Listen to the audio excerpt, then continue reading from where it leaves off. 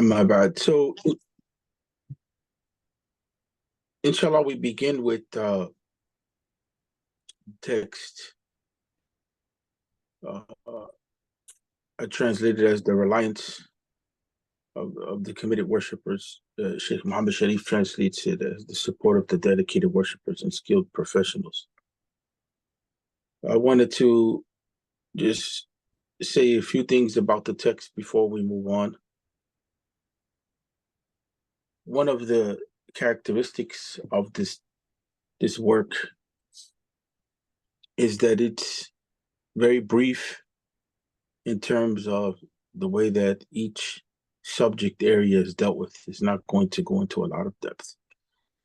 And there's some points in the notes that Sheikh Muhammad Sharif has some things that can be contested, and there's some beneficial notes. So that's neither here nor there. The path of knowledge, and what I mean is neither here nor there, is that in the path of knowledge we take benefit, and in the process of taking benefit, we move on. Like we don't have to sit and criticize everything. That unfortunately has become an approach, not only here in the US, but even globally, which contradicts the approach of the traditional way of the scholars of Islam. Firstly, the criticism. Aliyah, can you put it to the first page? Criticism is something that a person has to have the right to engage in. Criticism is not an automatic right, and a lot of us, we think that it is, especially when it comes to knowledge. The text is at the top, Aliyah. Yeah. Always the text is at the top. Everything under the line or in the smaller font is additional to the text. It's not part of the text. So really,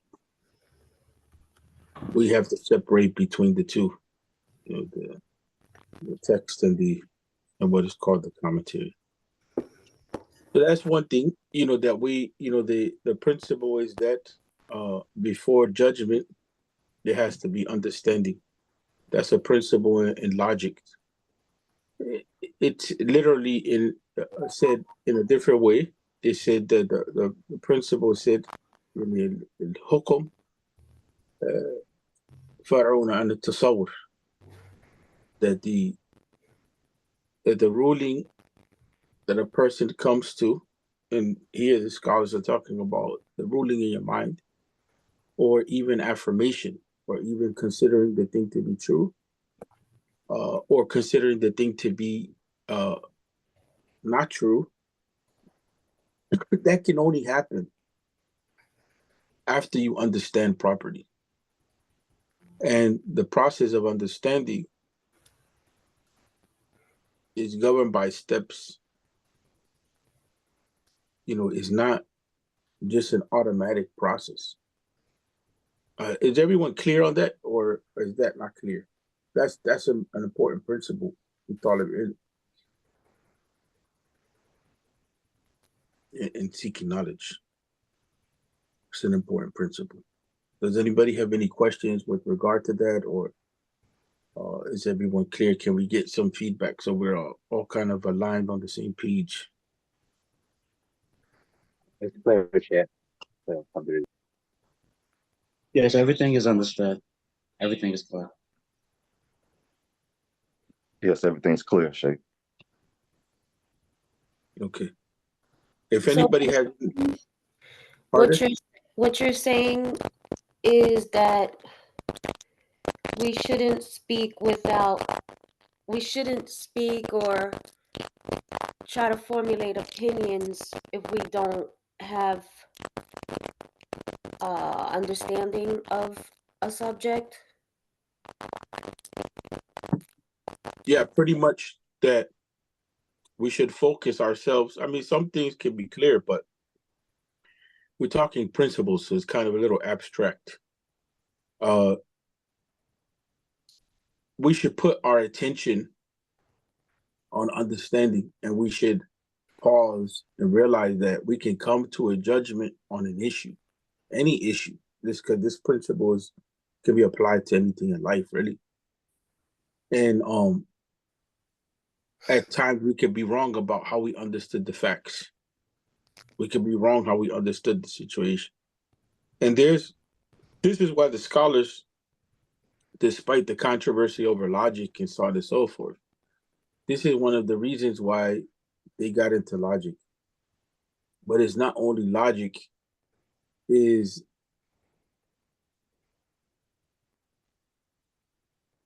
systematic research. Like, have you ever seen, like, because there's levels to knowledge.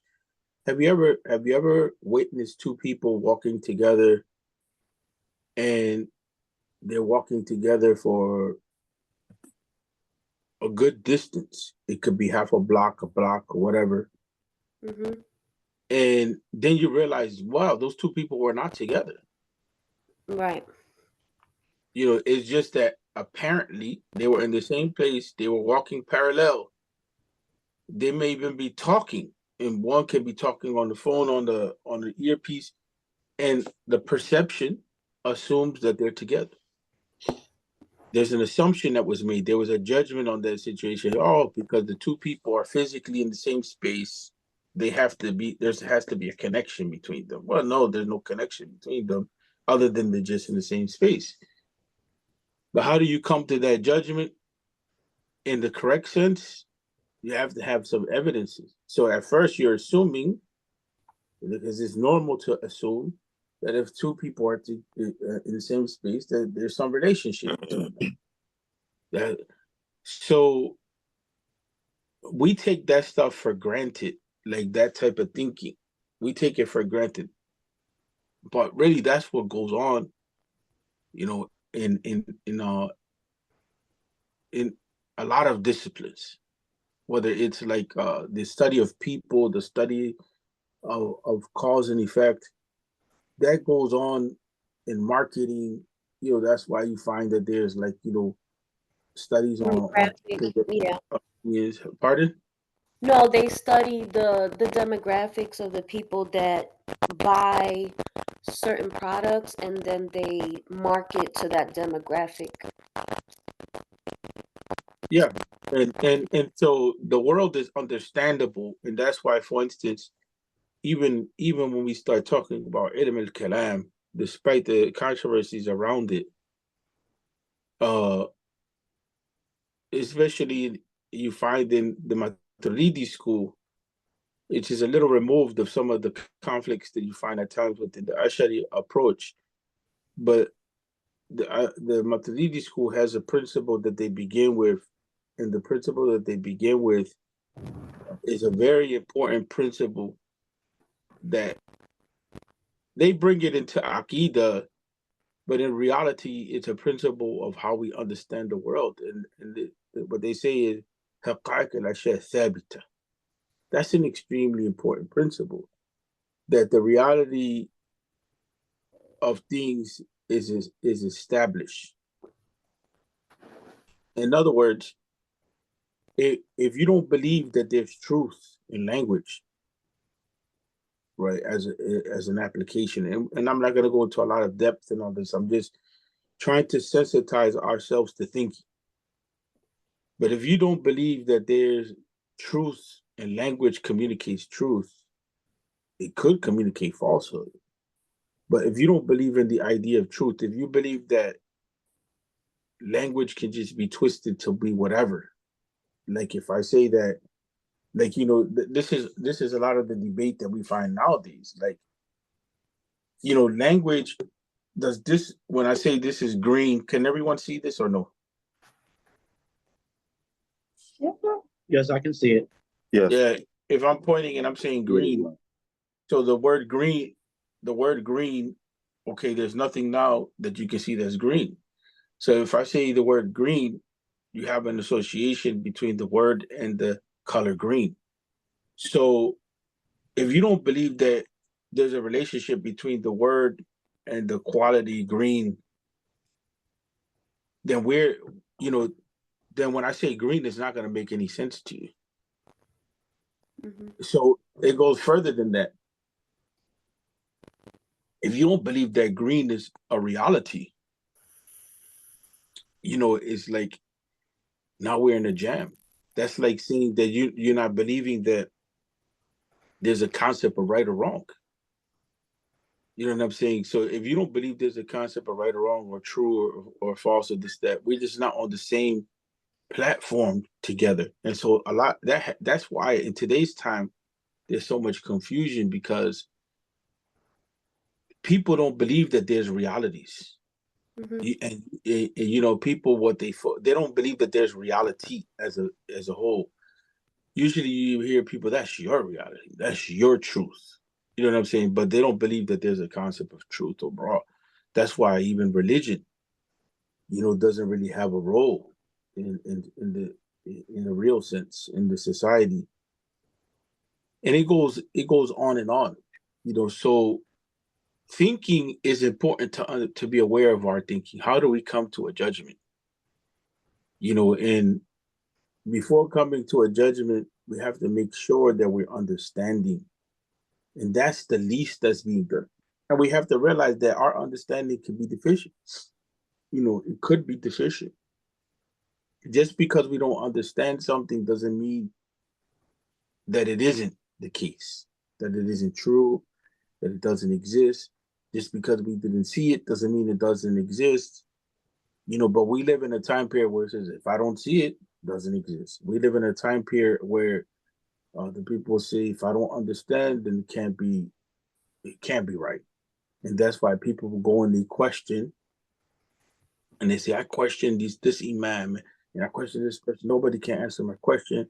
So Islam is not true, because they make themselves the center of truth. So what they understand is what they go by. You know what I'm saying?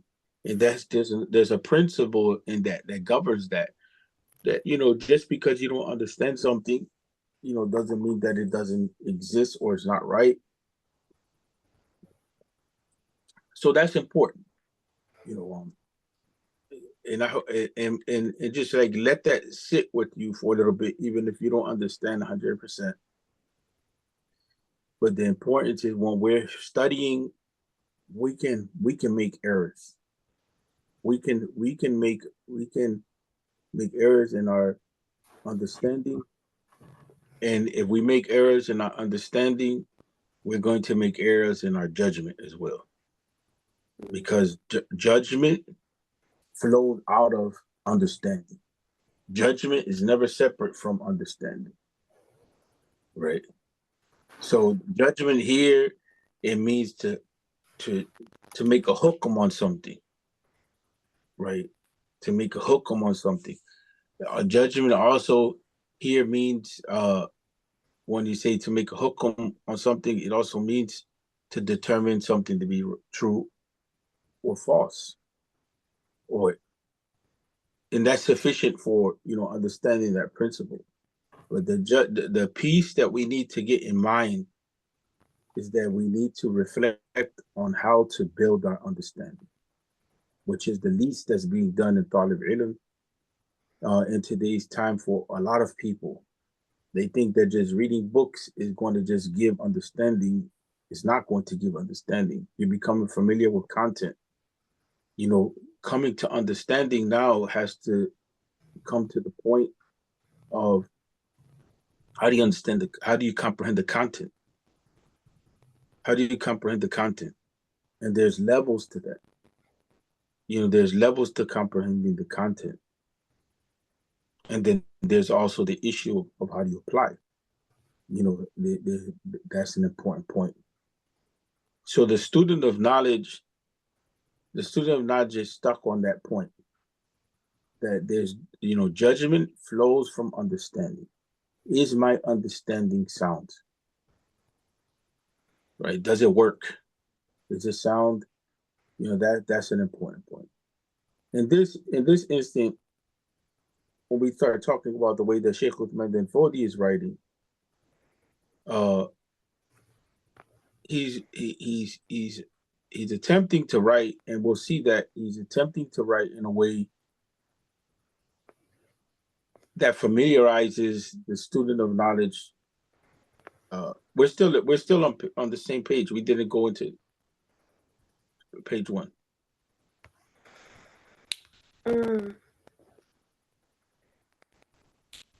Where it says the poor Right. slave in need of mercy. Okay. Yeah. So Sheikh Uthman bin Fodi, he's writing in such a way to kind of be simple and to have common ground. And so the way that he's writing is he's calling on the Quran and the Sunnah, and he's doing so in a way where it doesn't clash with in this case the Maliki madhab. It doesn't clash with he's not opposing Quran and Sunnah to the insights of the scholars, but he wants his students to become familiar with Quran and Sunnah. That's an important point, because what happened in the later part of Islamic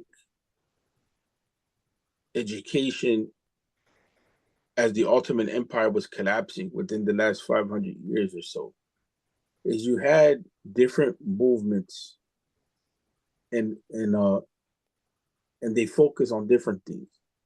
Now, among the ulama, among the scholars across the board, this is one of the problems, that when we don't have a comprehensive view. Comprehensive view means beyond geography, beyond region, beyond this group or that group. We begin not to see what is a reality that's taking place in the ummah, because we're focusing on this group with their sheikh, this region, and that's it. But in the ummah across the board, there was a tendency to call back to the Quran and the Sunnah. And within that tendency, you had two different orientations.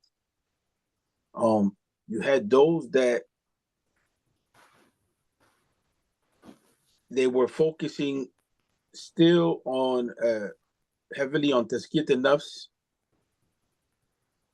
and you had those that started to focus on, even when it came to tazkiyat an-nafs, you had they started to even align tazkiyat an-nafs to make sure that it was on the pattern of Quran and the Sunnah. So you had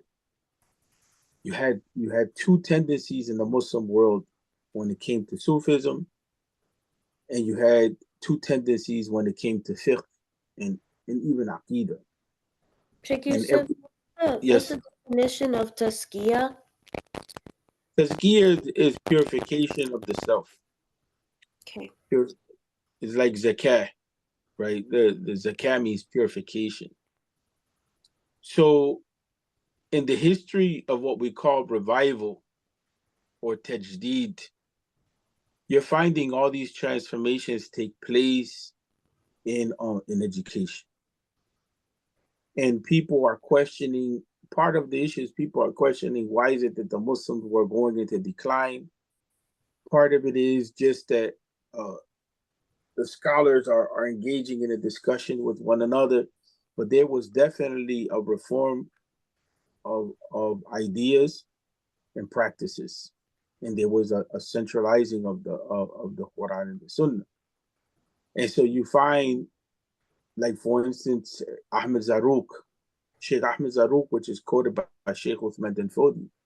Sheikh Ahmed Zarruq starts engaging.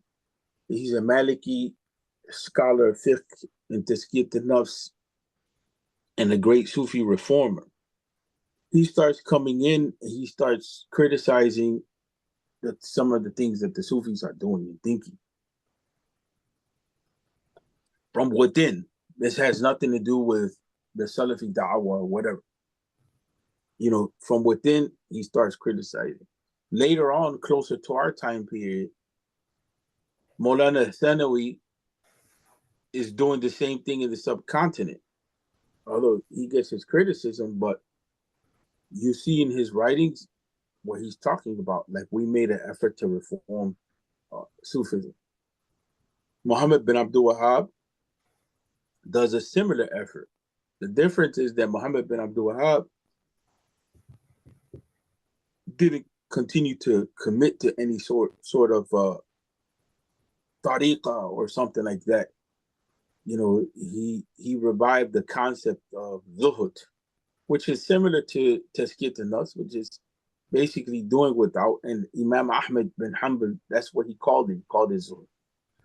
And this tension between like the Athari approach and some tendencies within the Sufi practice, it existed all the way back in the time of Imam Ahmed with Imam Harith al-Muhasibi. Imam Harith al-Muhasibi, Imam al-Dhahabi, rahmatullahi alayhi, when he talks about his biography, he knows that Harith al-Muhasibi is in a circle and he's talking about our pathway to Allah. And he's talking from his own words. So Imam Ahmed, rahmatullahi alayhi, encounters him and didn't like it because Imam Ahmed was a muhaddith. He was a muhaddith, and a muhaddith is a person that is rooted in hadith, in the knowledge of hadith, and his collection and his criticism as far as the chains of transmission are concerned, and being able to distinguish between what's sound and unsound. And so he didn't necessarily completely reject it because was a master psychologist in the Islamic sense. Psychology here means that he had an understanding of the heart and the soul and how it functioned in the human being and the impact that our desire and our thinking and our actions has on our heart, on our iman. Al-Harith al-Muhasibi is extremely important. Does anybody know why Al-Harith al-Muhasibi is important? Who does he influence? But I believe he was a big influence on Imam Ghazali, if I'm not mistaken. What did he say? Wasn't he? He was the term muhasibah came from him, as far as he was known for, like holding himself to account and things of the nature. And this was a big influence on many of the scholars of Tasawwuf that learned from his teachings. Correct. Right, but more specifically, who was he extremely influential on? Do you know? Imam Shafi? Imam Ghazali. Imam al-Ghazali. Oh. Imam al-Ghazali, he kind of inherited orientation of al-Hasibi. But Imam al-Ghazali was a polymath. Imam al-Ghazali is usually known for talking about the life of the heart. Imam al-Ghazali never had a tariqah. He never had an allegiance to a Sufi school. But Imam al-Ghazali wrote in Usul al-Fiqh. He wrote in sciences of the Quran. He wrote in fiqh. You know, he was known for other sciences. But we commonly know him for being kind of like a doctor of the heart. He's criticized sometimes by some tendencies to say that he wasn't solid in hadith or whatever. But that's neither here nor there. That's fine. You know, you can have some observations and so on and so forth. But he influences heavily Sheikh Uthman Danfodi. Sheikh Uthman Danfodi takes from him Al-Ghazali and reforms some of his thinking, because Sheikh Uthman Danfodi is part of the Qadari orientation in Sufism. And so Sheikh Uthman Danfodi is focused on the Qadari orientation, which the Qadari orientation in his knowledge base, not in what the people are doing, because the people sometimes deviate.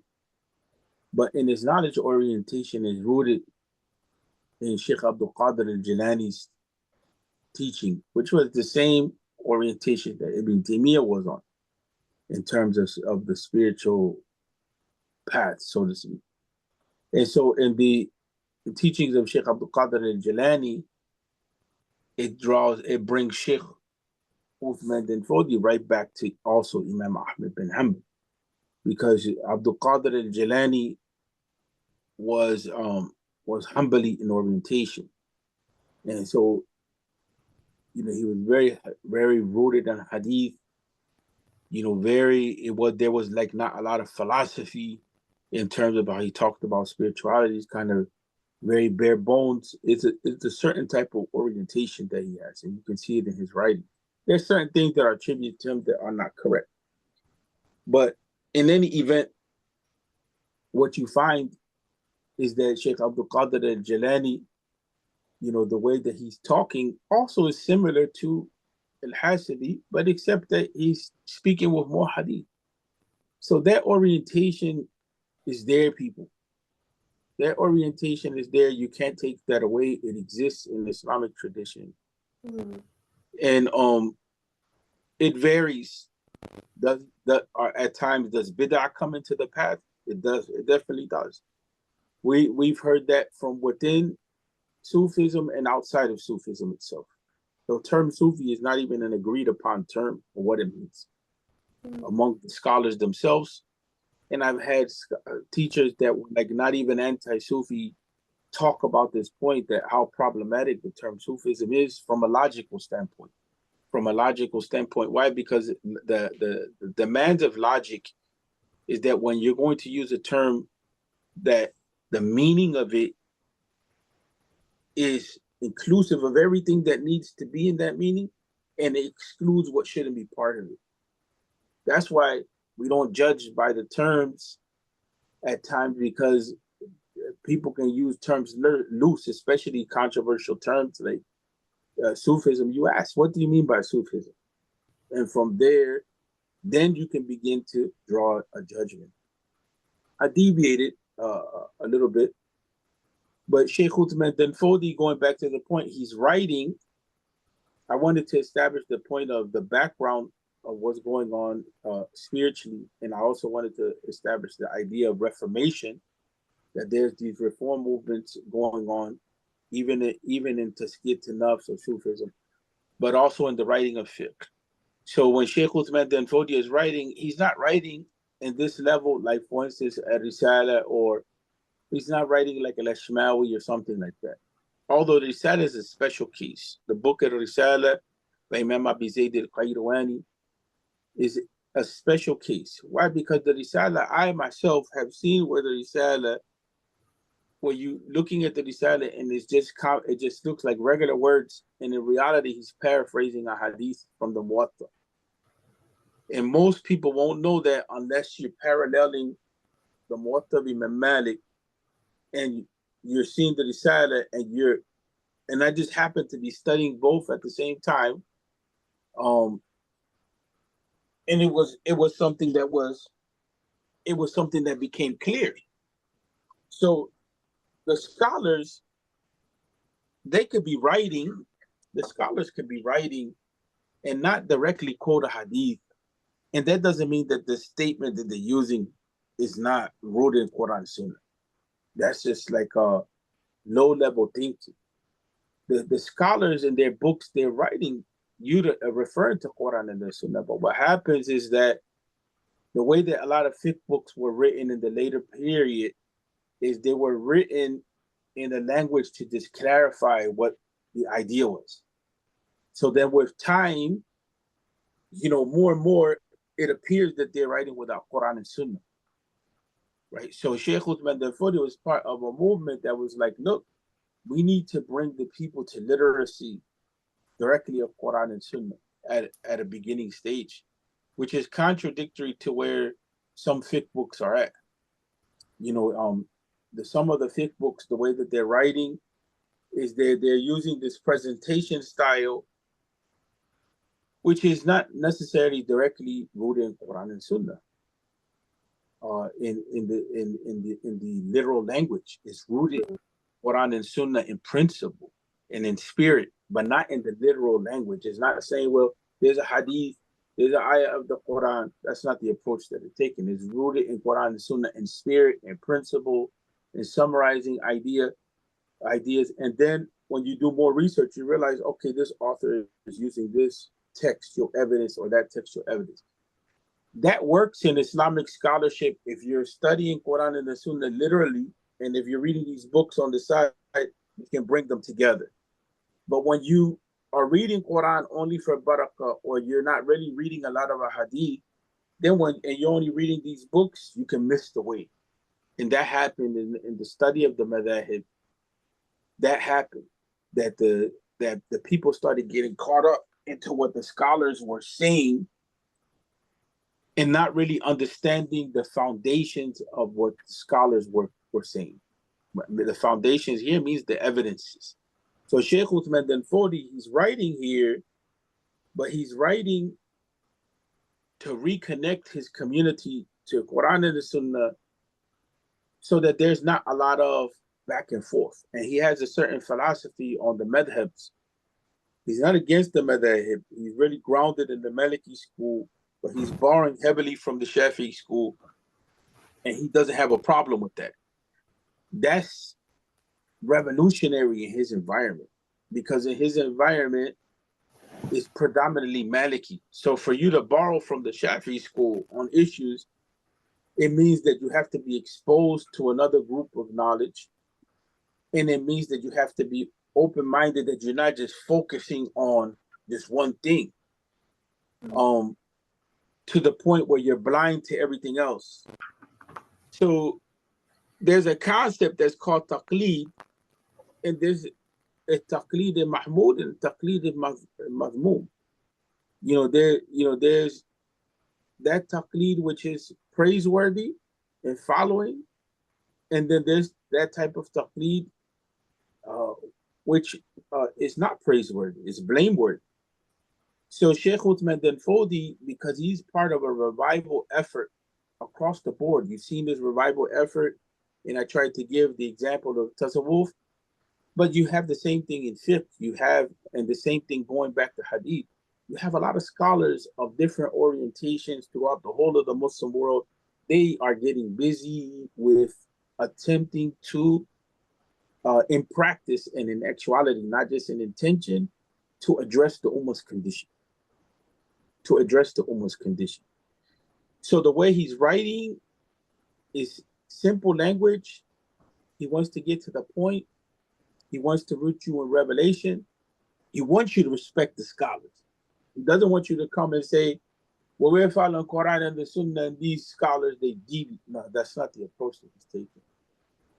He wants you to be familiar with Quran and the Sunnah and appreciate the scholars of Islam. But he wants you to separate between Quran, which is the speech of Allah, the ahadith that are sound, which are referred to the prophetic teachings. Sometimes it could be the speech of the Prophet, sometimes it could be the action of the Prophet, alayhi salatu wasalam, and sometimes it could be something that the Prophet consented to with regard to something the Sahabi said or did. So the hadith encompasses a number of different things. Sometimes it could be the attribute of the Prophet Muhammad on the physical level. Sometimes it could be the attribute of the Prophet sallallahu alaihi wasallam in terms of character. That's a broader definition of hadith, inclusive of the definition of hadith or sunnah given by the scholars of usul al-fiqh and the scholars of hadith together. The scholars of hadith have the widest, most expansive definition of what sunnah is, right? And so here we're collapsing sunnah and hadith together just for simplification's sake, but there's some details. So for them, the sunnah is much more than just saying that the Prophet did this or said this or consented to this. Is also inclusive for the scholars of hadith. It's inclusive of what the Prophet looked like. It's inclusive of the Prophet's character. Is also inclusive of some elements in Aqidah. And they attributed the idea, sometimes they would say the Sunnah is this in Aqidah. So they have the widest definition of what Sunnah is. The scholars of Usul al-Fiqh, their definition of Sunnah, they talk about Sunnah as being a source. They have the most comprehensive definition of Sunnah from the angle of defining it as a source, not getting into the details, right? But the scholars of hadith, in terms of detailing all the different areas of knowledge that Sunnah covers, they have the most comprehensive. As far as talking about the Sunnah being just more than what the Prophet did and said, but being a source of legislation, they have the most comprehensive in that sense. May seem like I'm contradicting myself, but I'm coming from two different angles. And so the Sunnah for them is a source of knowledge that gives us insight into the Quran. And that source of knowledge that gives us insight into the Quran is a source of legislation as well, that talks to us about halal and haram as far as our actions are concerned. In order to get to that knowledge, you go through it by way of hadith, and the hadith consists of what the Prophet said, what the Prophet did, what the Prophet consented to, and they leave it at that. It's the scholars of hadith that detail things out. The scholars of fiqh, they give the term sunnah the idea that is the opposite of what's obligatory. Even though the knowledge of what's obligatory and the knowledge of what's recommended, all of that comes from sunnah. Mm-hmm.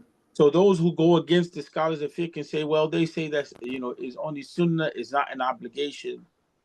They, they don't, they're not following the sunnah truly. They don't know what they're talking about.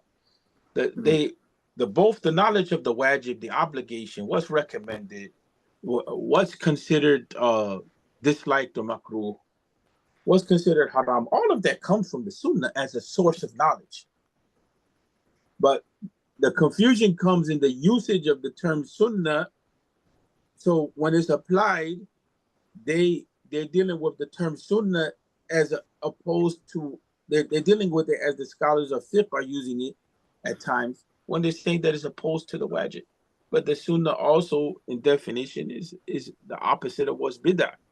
So the nuances in the term sunnah, how it can sometimes mean hadith, how sometimes it means the opposite of an obligation, how sometimes it means the opposite of what is an innovation, how it can mean that it's a source of knowledge, how it can mean a number of different things. That's really the stuff of what being a student of knowledge is, understanding those things. So Sheikh Uthman bin Fodi is writing in a tradition which wants the student of knowledge to be aware, of the knowledge base that exists, not just the content of what the scholars are putting forward. So he's neither anti-madhab, but at the same time, he's calling to the evidences, to understand the evidences of the madhab. And neither is he so just committed and blind to just follow one madhab that he can't see the truth in the other madhab. That because that became a problem in Islamic history where the madhab were fighting each other. Mm-hmm. This school against that school and so on and so forth. So his writing style is not the style that you find in the other books. That's important to understand. Let's take some content now because the time is coming short. So Sheikh Uthman Danfodi, he generally begins his texts with the Basmala. If you noted, there's no Hamdulillah, which that's fine. I don't want to go into the details of that other than to say that in the tradition of the scholars, usually they begin their books with the Basmala, and at times they can begin with Alhamdulillah. They at times say that they're basing that on a hadith that talk about the virtues of the Basmala and the Alhamdulillah. But the problem is that some of these narrations have issues. So some of the scholars say, well, the basis of that practice is Quran itself. You find in the Quran that it begins with the name of Allah and it begins with praising Allah. And we imitate that. So we get out of the idea that, okay, because the hadith are weak, we can't practice that. Then, the Quran strengthens it. Either way, there's debate among the scholars over what? Over whether you can utilize weaker hadith in Fada'il A'mal. Majority of the scholars, including the contemporary Salafis, don't have an issue with that. Recording in progress.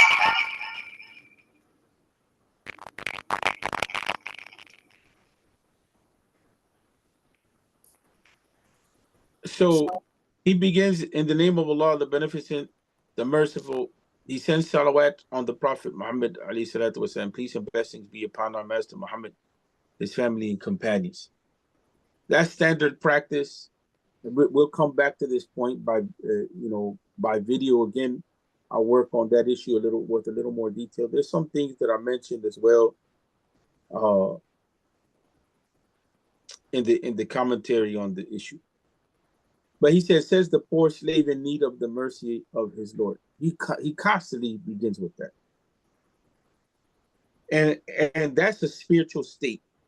He's recognizing his need before Allah, that Allah is Al-Ghani, and Al-Ghani here means that Allah is self-sufficient, is not in need of anything, and the station of the human being before Allah is to be in a state of need. He always begins with that approach, and there's no issue with that. You know what I'm saying in terms of beginning with that. And then he asks Allah to engulf his mercy, engulf him with his mercy. Now, he begins now with the Alhamdulillah at this point, versus right in the statement of saying Bismillah, Bismillahir Rahmanir Rahim, Alhamdulillahi Rabbil Alameen, wa nusalli wa nusallim ala nabi. He doesn't begin with that. So that's something to consider. And I believe that I mentioned that, but this idea has to be talked about more again. He says, all praises are due to Allah, the Lord of the worlds, the best blessings and most abundant peace upon our Master Muhammad, his family, companions, all of them. Sending salawat on the Prophet Muhammad, regardless of your orientation in the deen, is something that should be done. Imam Ibn Qayyim, he wrote a whole book on it. It's something which is practiced by the Sufis at times, but it has nothing to do with Sufism in it. It has to do with the deen, with the Quran and the Sunnah. It has to do with the reality of the command of the Quran to send salawat on the Prophet Muhammad. Sallu ala nabi. So that's extremely important. And the scholars, they kept that, they kept that as a practice.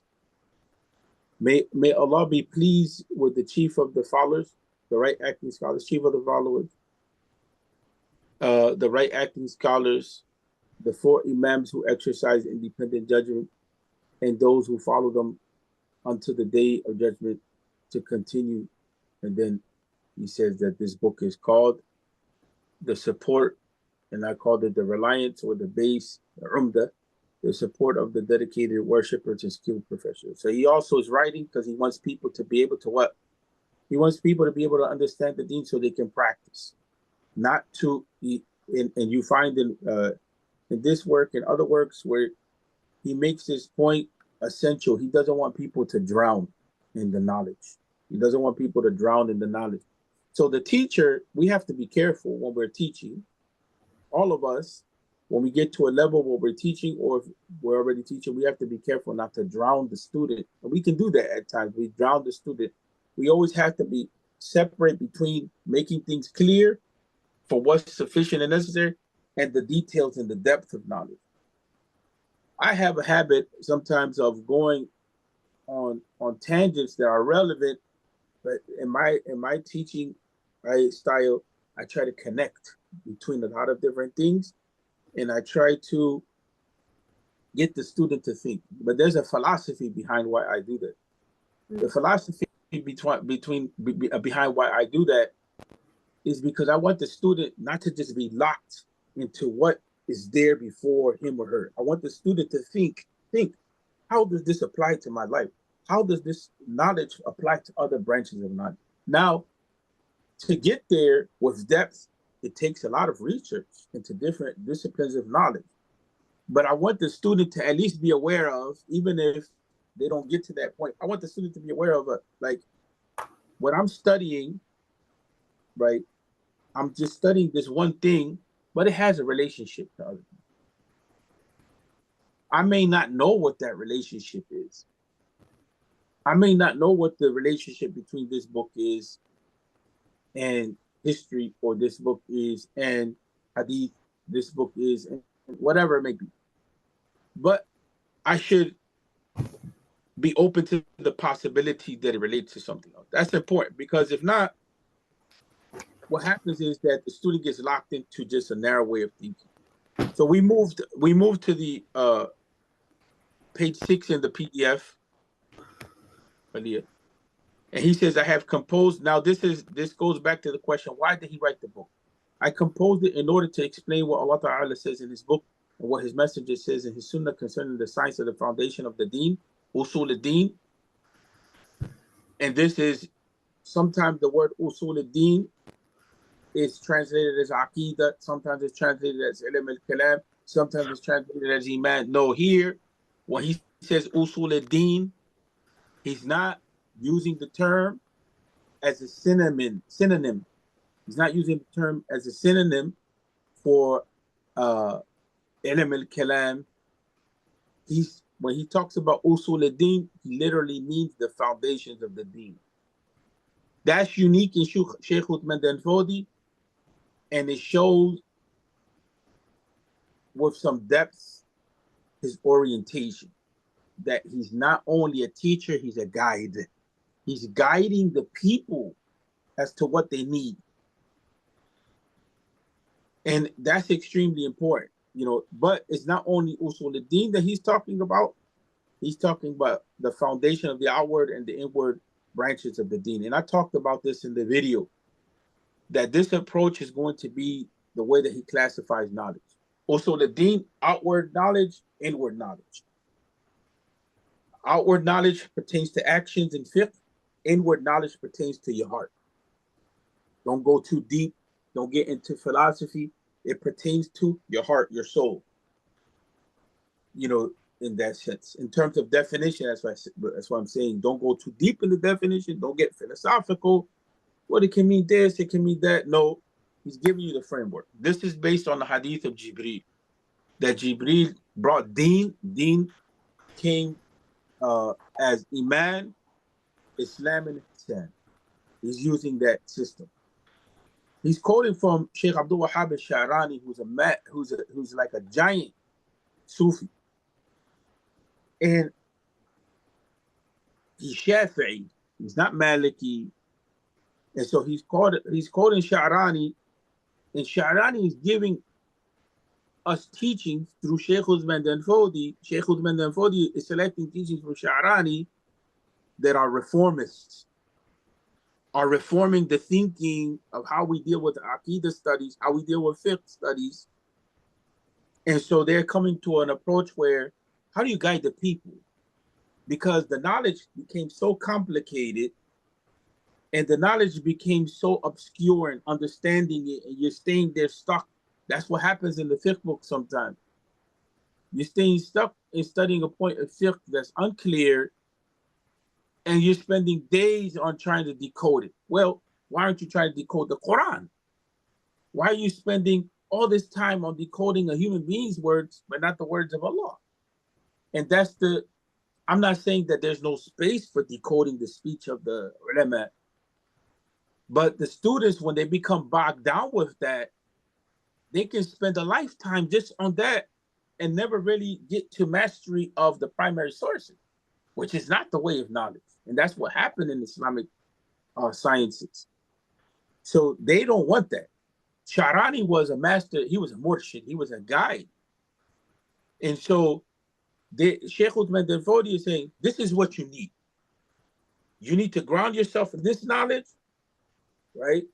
With this level of clarity, and that's your level for the moment. Don't deviate from that. Focus on developing that, then you move to the next level. You know what I'm saying? So they're literally taking the students by the hand and guiding them on the way. So Sha'rani comes and he says, look, what are people responsible for as far as Aqeedah is concerned? He says, verily Allah has made all of his servants responsible only for what is explicitly established in by the Sharia, meaning Quran and Sunnah. The same thing applies to fiqh. It's not just Aqeedah. The same thing applies to fiqh. What are you responsible for? Are you responsible for knowing all these details and everything, or are you responsible just to know the principle and that's it? it's not to mean that you shouldn't study the details, but there's an order of priority that you have to have as a teacher, as a student. You have to know, as a parent, you have to know how to put things in their proper place. That's wisdom, that's hikmah. And that's what's lost in Islamic studies. It's lost in education. We lose the priority. So then he says, what is meant here is that the pious worshiper and the adept believer should act according to what is explicitly related in the book and the sunnah, right? And not by what is legally extracted from it. You know, you're obligated to operate on the book and the sunnah. You're not obligated to blindly follow the scholars, although you should follow the scholars, but you should follow the scholars with understanding. When we say blindly follow, we're not attacking the scholars. We're talking about the problem in education, which is different than attacking the scholars. We're talking about, because you can't just say we're following Quran and the Sunnah without going through the scholars. The scholars are the ones that are teaching us Quran and Sunnah. But there's a way of teaching in which the student understands. You understand what I'm saying? The student comprehends. Not that you're just going through the motion. Not that you're just repeating like a parrot. So he says what? He said the desired knowledge in the above, in Usul al-Din, is that which Allah Ta'ala has made explicitly in the law. Here, the translation, I have to go back to the Arabic, but it should be in the Quran and the Sunnah. This knowledge is not only in the Aqidah issues, but in fiqh issues as well. I'll repeat that for clarity's sake. This is the knowledge for which the servant will be questioned about in the hereafter. And to be honest with you, Sheikh Uthman Danfodi here, although there's two different orientations, this is not too different than what Muhammad bin Abdul Wahhab was saying in Usul al-Thalath. Not similar concept, different methodologies, but similar concept. And you find the same issue. Shaukani's writing on the same issue. You find Ibn Badis in Algeria is doing the same thing. The scholars are trying to clarify for the people what needs to be known. So when people say the scholars don't address the issues in the time period, that's not correct. So then they are addressing it in their time period. The other thing is that he's keeping with the spirit of the Quran, which is facility and ease. He said, with all of that, there's no harm in it. And it is not difficult for anyone to obtain, you know, and the knowledge of what's clear in the Quran and the Sunnah. In obtaining this knowledge, one is not in need of spending one's whole lifetime, nor to overcome obstacles. This is because its meaning basically entails performing certain actions and avoiding certain actions. That does not stop the common people from understanding it, contrary to what has been prescribed by the scholars of Ijtihad among the Imams. That needs scholarship. You need to invest your time in. Aliyah, we move to the next page, page 7. In reality, no one will be questioned in the hereafter about what they have prescribed, along with the fact that what they have laid down, there's difficulty and harm. So Sheikh Uthman Danfodio realizes how cumbersome seeking knowledge is. And he's following the lead of greater scholars that are focused on the development of the human being. Right? That's important. That Sharani and Sheikh Danfodi, they focus on the development of the human being. That's important to understand. Focus on the development of the human being, not just conveying knowledge. So they understand that there's an issue in Islamic education that needs to be overcome. And that's to clarify the way of knowledge. Ibn Khaldun talks about the same problem in Al-Muqaddimah when it comes to fiqh, that the fiqh studies, the way the scholars started writing, it became too complicated for the people and it confusing. So they're eliminating that. And they're saying, what is it that you're going to be responsible for? And you're responsible for grounding yourself in that knowledge, which is clear. And here he's telling you the explicit meanings of Quran and Sunnah, but he's not leaving you there. He's giving you a taste of what that is. So he's saying, but when it comes to the writing of the scholars, you're maybe in need of a lifetime and to overcome many obstacles to just understand. just the obstacle of the language itself. So he begins next page, Aliyah, 8. So the science of usul al-din. So one of the most important things that he says here is he says that I say in success is with Allah. May Allah have mercy on. That Allah Ta'ala has established all of the foundations of the deen in the Quran. And he's talking about foundations of the deen here. He's saying the foundations of Iman. Foundations of, we can also say Aqidah, right? What pertains to or who Allah is, what pertains to prophethood, what pertains to knowledge of the unseen, which is knowledge of the hereafter. And Samiyat is knowledge that comes to you by way of listening, hearing, not by thinking, not by experience, right? And so that's why they call it Samiyat. And he talks a little bit about his approach, just like in his approach that he wants to make clear what needs to be known. In fiqh, what's essential, he wants to make clear what needs to be known in Aqidah. And we'll stop here for today.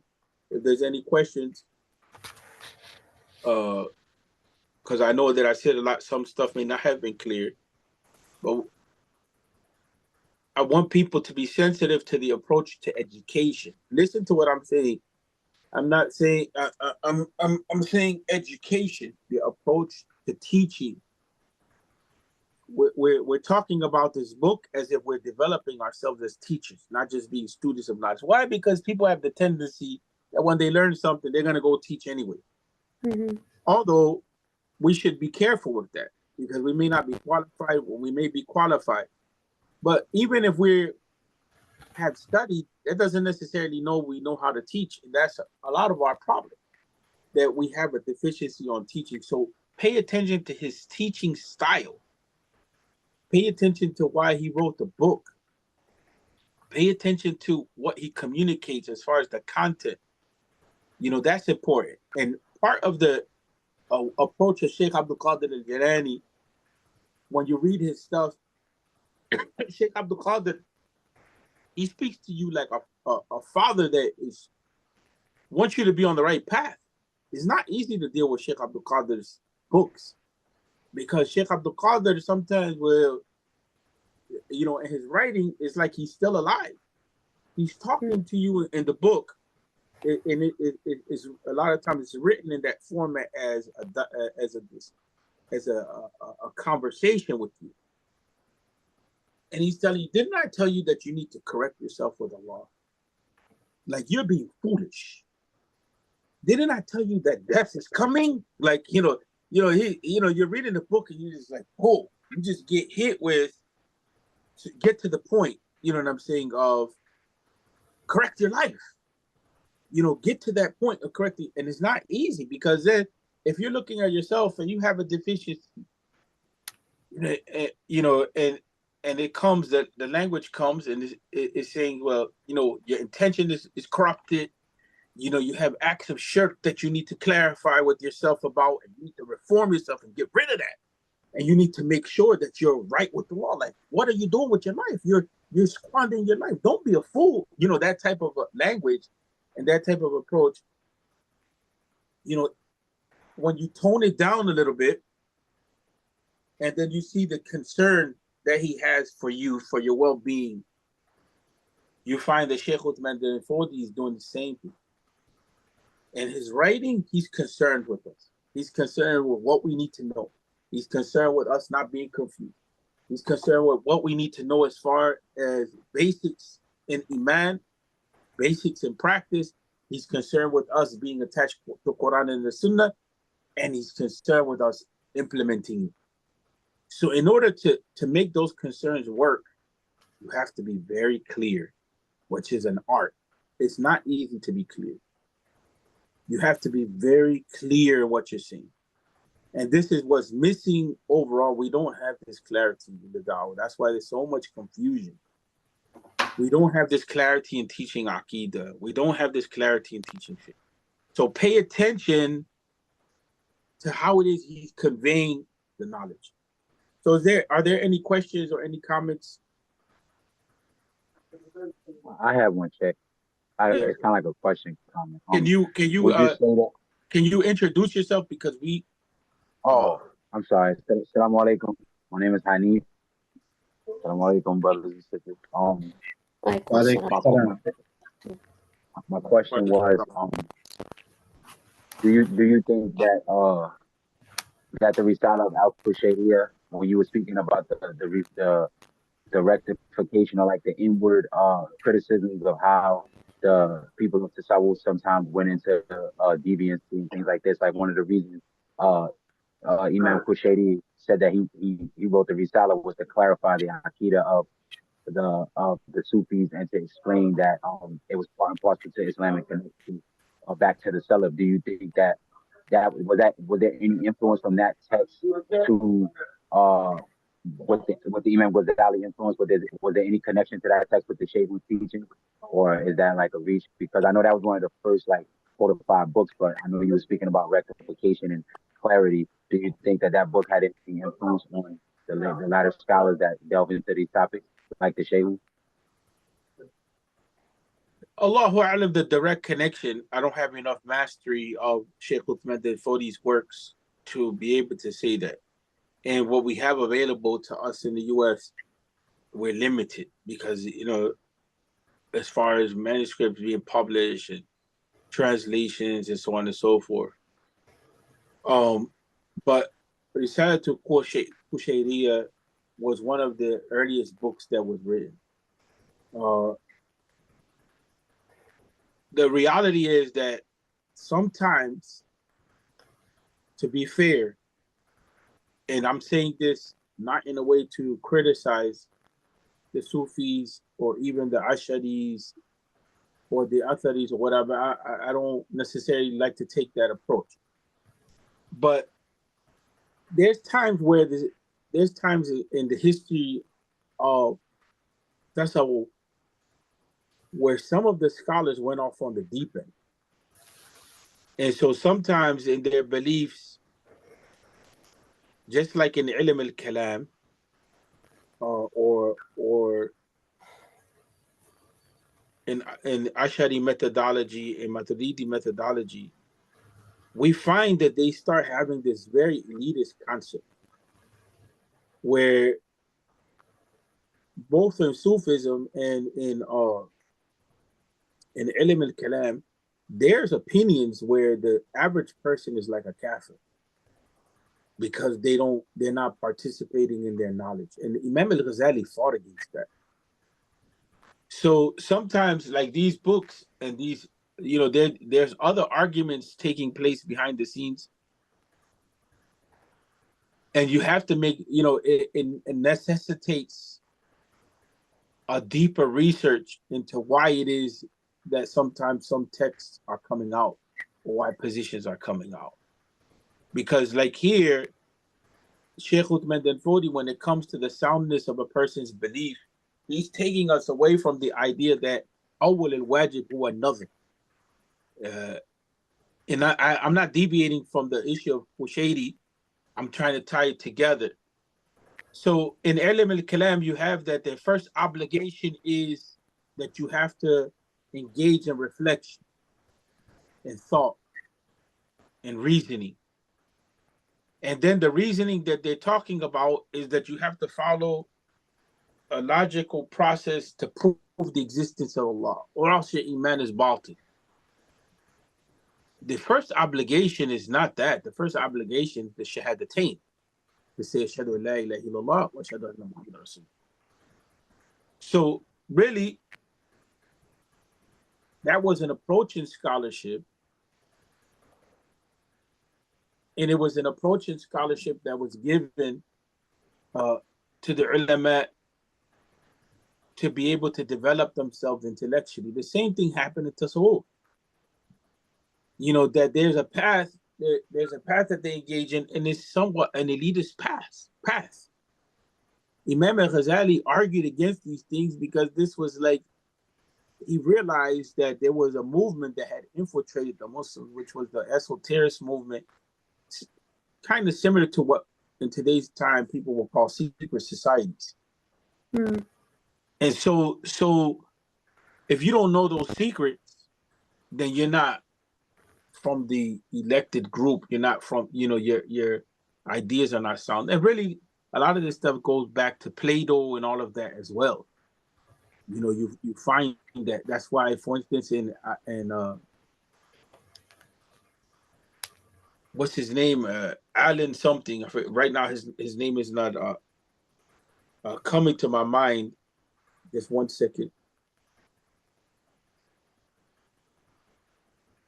Alan Bloom. Alan Bloom, he wrote a translation of the Republic of Plato, and he has two interpretive essays at the beginning of it. It was used this is what was being read during the Bush administration, the late Bush administration. Well, Plato believed that the philosophical elites need to rule the society, and they have the real knowledge, and the people don't have the real knowledge. They have to be taught to have the real knowledge. Mm.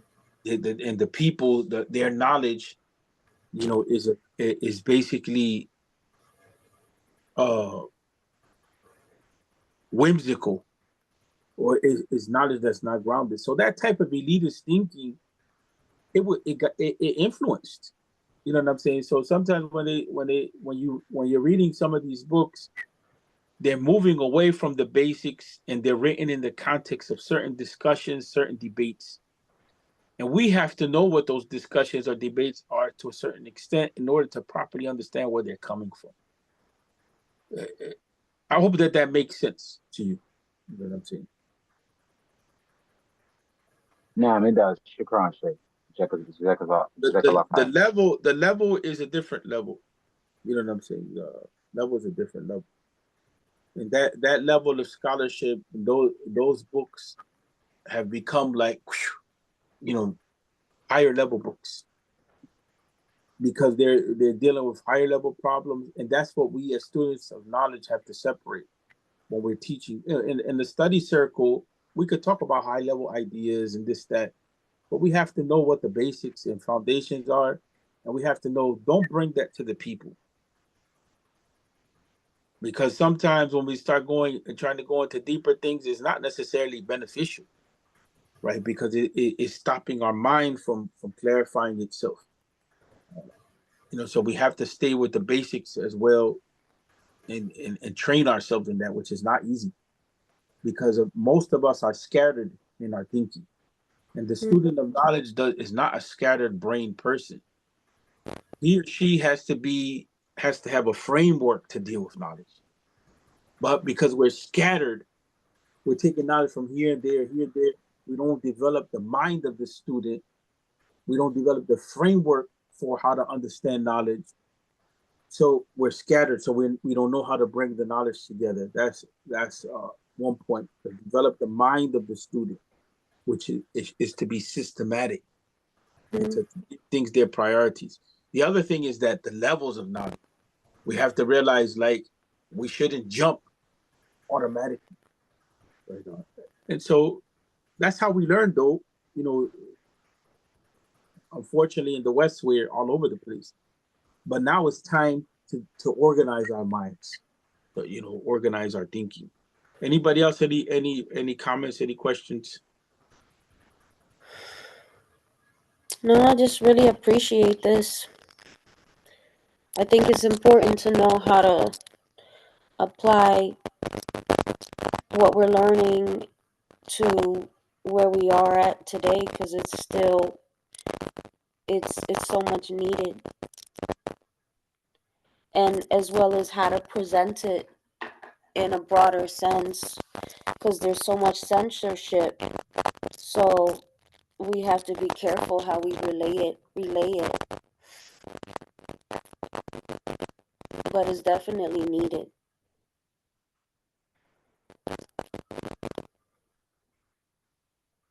Yeah, Sheikh Usman Den Fodi is not sectarian. That's one thing. Second thing is, he's not about wasting your time. Uh, the third thing is, he's very practical. He's writing eventually to build a movement. So he's very practical. in that regard. And again, the teaching, it's not about making a cult of Sheikh Uthman bin Fodi either, right? That's an important thing to understand. Like, this is not for making a cult, Mm-hmm. or but it's important also that we respect and we honor him, as a teacher, a scholar, a guide, in the process. But Was there that any were there any non-Muslims in that area at the time? Did he have any students that were non-Muslim, or? I don't know if he had students that were non-Muslim, but there were non-Muslim, and that was one of the issues they were confronting. They were confronting the problem of dealing with non-Muslims, the problem of Muslims mixing between Islam and other religions, and the problems of Muslims fighting each other. Remember that Sheikh Uthman bin Fodi's text has a special quality to it. Not just this one, others as well. Remember that he's writing at a time when Andalus had collapsed, and what's happening in West Africa is transatlantic slavery. So he's writing at a time at the beginning of the transatlantic slave movement,